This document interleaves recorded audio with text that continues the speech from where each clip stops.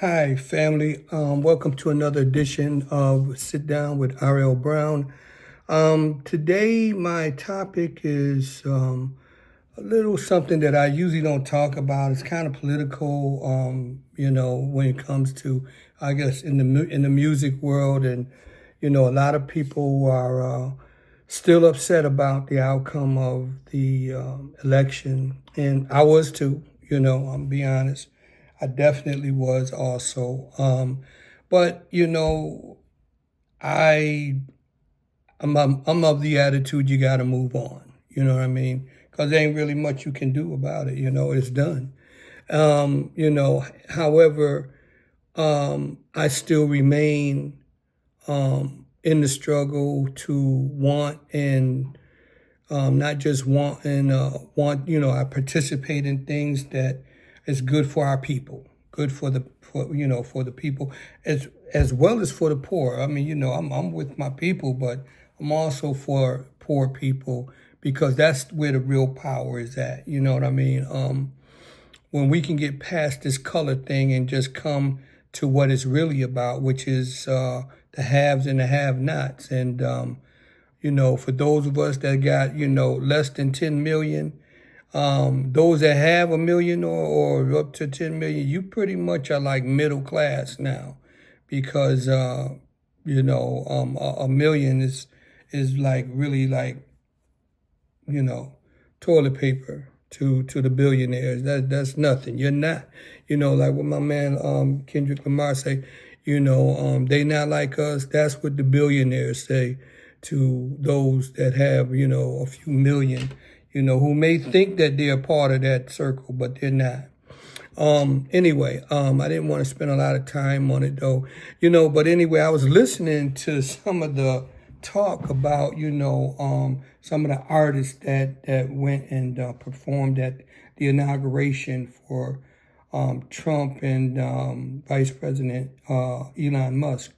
And it's like, I can understand, some of the anger, with some of these, artists because I think most of them, they come from the background that, whereas they would claim to come from a place of not having much at all. I guess there's a few of them who came from some well-to-do family members, but very, very few come from well-to-do family. Most of them come from nothing, and they get into the game, whether it's for the love of music or their arts, or but in there somewhere, is to get rich and come up out of this place of poverty and poor and just being ordinary, wanting to be, one of the haves, and I respect that also, But like they were mentioning names, specifically like Snoop and what's his name, Nelly, and what is it, some more, as far as I know, it goes all the way back to Kanye, and Waka Flocka and Kodak Black and so many others, you know what I'm saying? But when I thought about Snoop, it was something I couldn't put my finger on. What does this remind me of, And what I eventually came up with, I was watching this movie the other day, Trading Places, with Eddie Murphy and Dan Aykroyd. Eddie Murphy plays this poor hustler con man, and Dan Aykroyd plays this well-to-do young stockbroker on Wall Street, got everything going for him, and these two rich brothers, was the Randolph and Mortimer Dukes, the Dukes brothers, and they make a bet that they can change their lives around, and and that's kind of like, I was putting it together. It's like, when I think about like Snoop and some of these rappers, they, their music, NWA, which is the equivalent of Public Enemy. You know what I'm saying? Those are warriors speaking warrior words. You know, F the police and you know, fight the power and all that stuff there. You know, and it's like when I was, you know, pondering on this thing about, you know, why are people so upset, you know, it does make sense that, brothers and sisters are, you know, and I hear about other female artists too, you know, it's like they're standing in line to be played, you know, and it's like, I have to go back to that Kendrick Lamar thing. You know, regardless of the little bit of millions that we make in the music field that they make, I ain't making nowhere near it. You know what I'm saying? But I do know that even if I was making 100 million a year, I still would not ever be a part of that circle. Not because I wouldn't want to be so much, and I wouldn't want to be really, but it's because they will not ever let us into that circle. You know what I'm saying? They done flipped that record. They not like us. You know, they're talking about the Filthy Rich is talking about, you know, like Snoop and all the rest of y'all not like us. You know, and so what they're doing is what I see, in my humble opinion and from my observation, you know, is like, you know, a lot of these cats, you know, they're, you know, they've seemed to have forgotten where they've come from, you know, from nothing, you know. Before the success, it's like, you know, they standing tall, 10 toes down with the struggle, with the movement. You understand? Some of them even coming out of gangs and all kind of stuff, you know, that really putting in work, you know, against the power structure, right? And, you know, when I think about how, you know, how I would say like some of these cats have actually made it. They have made it. They are so far from out of the ghetto and living in luxury. You understand that they don't have the same, you know, worries that a lot of us ordinary people have, you know. And but no matter how much money you get, you know, you still have to stand by your morals and your values. You know what I'm saying? And it's like, I guess with Trump and Elon, I mean, these are, you know, you got the richest man in the world and then the most powerful man on the planet. You dig? I mean, that's power and money, you know. And even though that is something, you know, to look at and to respect to a degree, you understand? But it's not enough. You know, there's this, the book, The 48 Laws of Power. And I believe it's law number 5, which talks about not ever compromising your reputation or your brand, you know. And it also says, guard it with your life. You dig? So now it's like, wow, maybe they ain't never read that book. Obviously not, you know. But them, you know, it's like them, you know, I hear one, I think Nelly said that he did it because he honors the presidency, the office of the president, which to me really sound like some bullshit because this dude, what they call him, the Orange Cheeto Monster, he is nowhere near president material. He's a hustler. And I don't knock his hustle, though. I mean, as far as Trump being a rump, being a hustler, man, I give him a star and give him all the props in the world.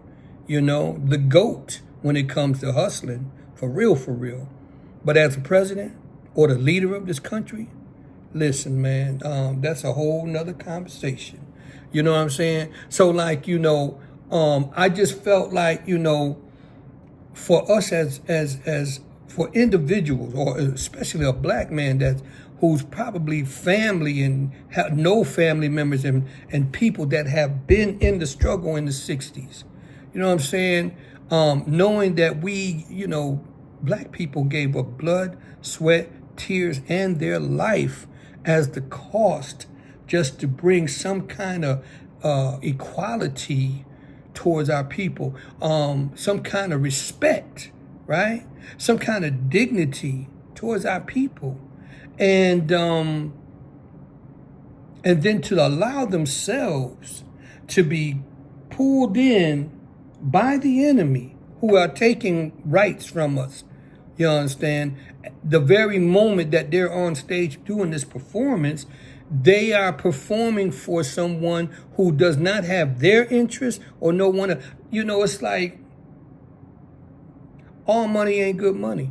And I think I've heard Snoop say something like that on one of his, interviews or something like that there. But the truth of the matter is you got to stand by words like that. All money ain't good money, especially when people that have no love for you, no love for your people. Just because people smile in your face and ask you to come and form does not mean that they give a flying whatever about you. You know what I'm saying? But I don't know. I mean, I went to thinking about, damn, they talked about, maybe, I heard somebody say, well, maybe he losing his mind or something like that he's smoking too much or whatever. Reminds me of Biden or some shit. Sometimes when we get to a certain age, you understand, you got everything set, everything, you done did what you wanted to do. Sometimes you need to go and sit your ass down, or find something else, like another agenda, because I really believe that had Snoop and these fellas would have said no, especially to this inauguration thing, said no to this right here, they may not have been liked, but they would have been respected.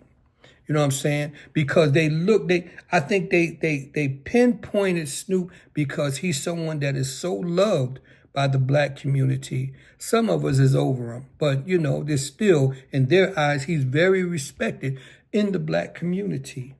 And so, what better way to humiliate the people, our people, than to humiliate someone that is somewhat of a hero? The brother's doing shows. He's on all kind of commercials and shows. I mean, he's nowhere near broke. You understand? He's making too much money to be spending it like that, whereas he's anywhere near broke.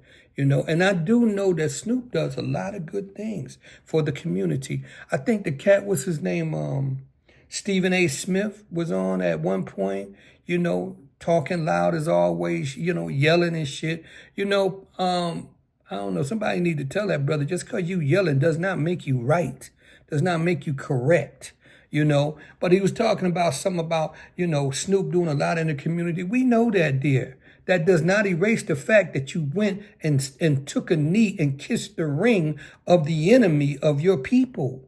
You dig what I'm saying? I mean, like the rest of them, Kanye and all the other names that I have named, what we are witnessing right now is brothers standing and sisters standing in line to get a pat on the head like the house. You understand? And it's like, for some crumbs.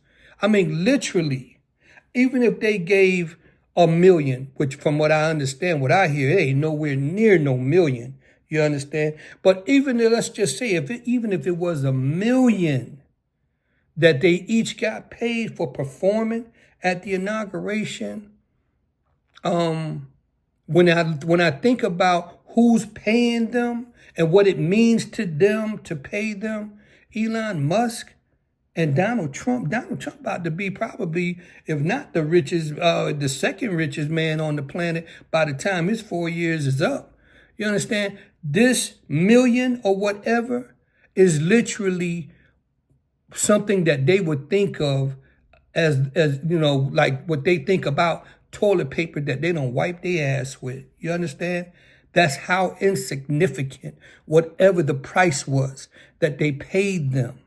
And it's like, to play yourself, it would have been so much honorable to say, I appreciate the invitation. However, on principle. I must stand.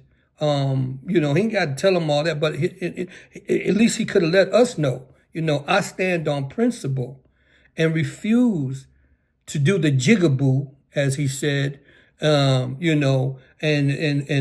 Uncle Tom and all this other crap that he was, calling out people 8 years ago, how he was going to roast them and everything.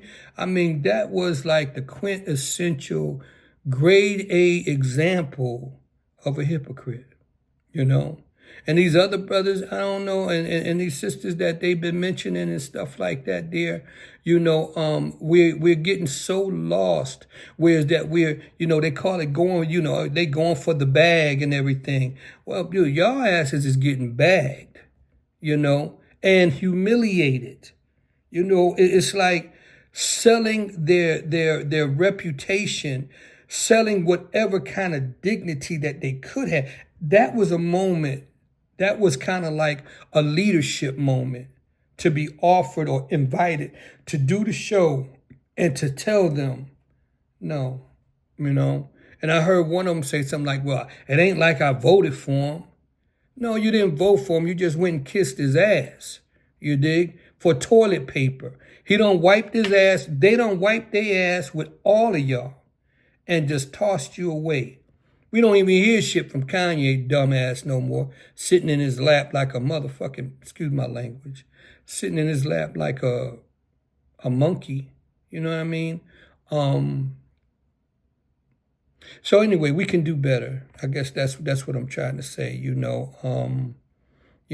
But in the movie, they humiliated both of these brothers, That's what their intentions was to humiliate them.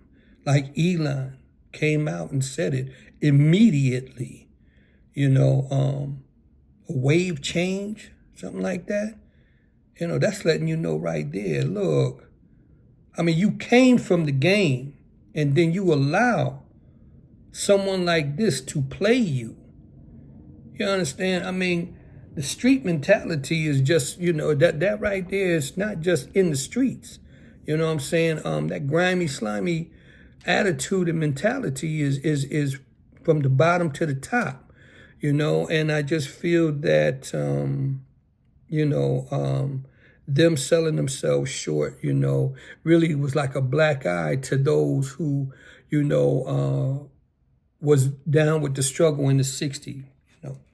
It just brought me back to like how the Montgomery boycott, bus boycott, you dig? I mean, that thing, these people back then were so dedicated to the struggle, to pride, to dignity, to you will respect us. You, not just me, you will respect us.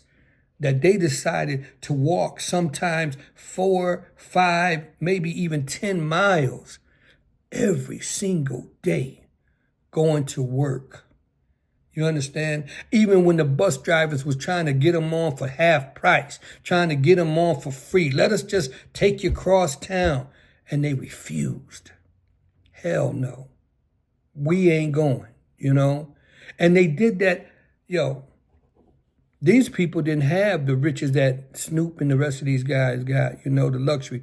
Man, look, they could have very easily, with dignity, nah, I'm not with that. No, I can't play my people like that.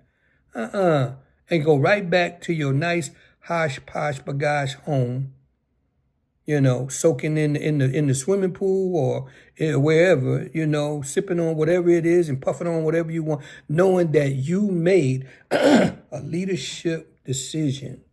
Not just for yourself, but for your people, But them people walked back then on that Montgomery boycott thing over 380 days, I think it was.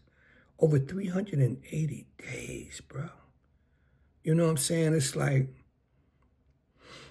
that's a show of power. And, I'm not even going to get into the damn fools that thought they was going to jump to the front of the line and stuff, after we done put down all this work in the civil rights struggle, and now I ain't gonna go there. I'm just gonna say we need to always remember where we come from at all times, when we're dealing with these devils, at the top. The only use they have for you, brother, sister, that got this, that has the ticket to stardom and all that there, is to use you. They don't have a serious position or have you playing no important part in their mission. No, you are strictly entertainment. And the way that they did this here is an excellent example of, listen, we just want you jigaboos to come and perform, and when you get done, we'll pay you these pennies, wipe our ass with you, and you're gone. I think about Kanye, man. I mean, he really left. You know what I'm saying?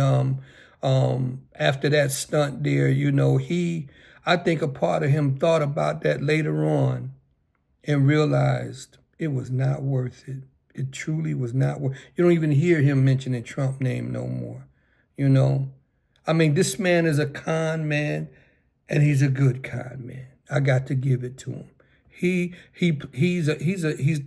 top shelf player. You know what I mean? Him and Elon. Because hey, before look, if Trump ain't careful, Elon might play him out of his position. You know what I'm saying? But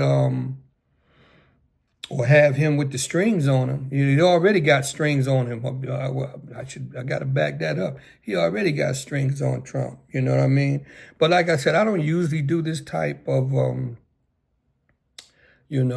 video, but I just felt that it reminded me of them being played for $1, and Trump and Elon, laughing, Let's get your boy Snoop come on in and, do his thing, his cool thing, and, what are you going to pay him? Toilet paper. That's all he's worth, right? I mean, that's what I'm saying, this is probably what they said. That's all he's worth, And if he says yes to it, hey, he's worth less than that right there, And it's like, that move hurt a lot of people deeply, because there are some people that really love our people, and they're not doing this shit for a game. And you know what? The other side, they ain't playing. They is not playing. They ain't trying to take photo ops, you understand, that's going to play them against their people. No, they are in this thing to win. And we really need to realize, especially those around here, doing their thing, need to wake up. Need to wake up and realize you're in the struggle whether you want to be or not because of your skin tone. Dig? So you got the uniform of, in their eyes, you are the enemy. And so if they can play you, they're going to play you. You got the power not to be played, though, by, saying no. No is a beautiful word. No can protect you, can protect me, I should say. And I don't mind using the word no. And I know that when I do say no, listen, I mean, there's a power that's greater than that whole presidency and that office and all these, look, that power is what takes care of me, has taken care of me. And I just wish that our brothers and sisters who are making it use this money and use their platform and use their abilities, because there's a lot they can do. The word ability is a powerful word. Being able to what? Able to do whatever. You understand? Use their creativeness to help continue. I mean, it's beautiful to help in the community, but when you're on the world stage, get prepared. Prepare yourself. Prepare yourself to represent our people. Whereas, hey, when you walk off the stage, Or when you walk away from them, they might feel like, I don't like that nigga or that ninja, whatever. You know what I'm saying? I don't like him, but you gotta respect though. He's standing on principle, and I just hope that we get better. That goes for me too. I mean, I'm not perfect. So I continue to do what I can, and hopefully this right here, might reach some agreeable ears, that's in that community, that's out there, doing their thing, and think again. The word no is it's not a bad word, and standing up for our people. It's not a joke. It's not something. Don't forget where you come from. When you got the bag, you ain't got to be reaching for every other bag. You know what I'm saying? They say a bird in the hand beats two in the bush. And with that, I just say, much respect, much love, and God bless.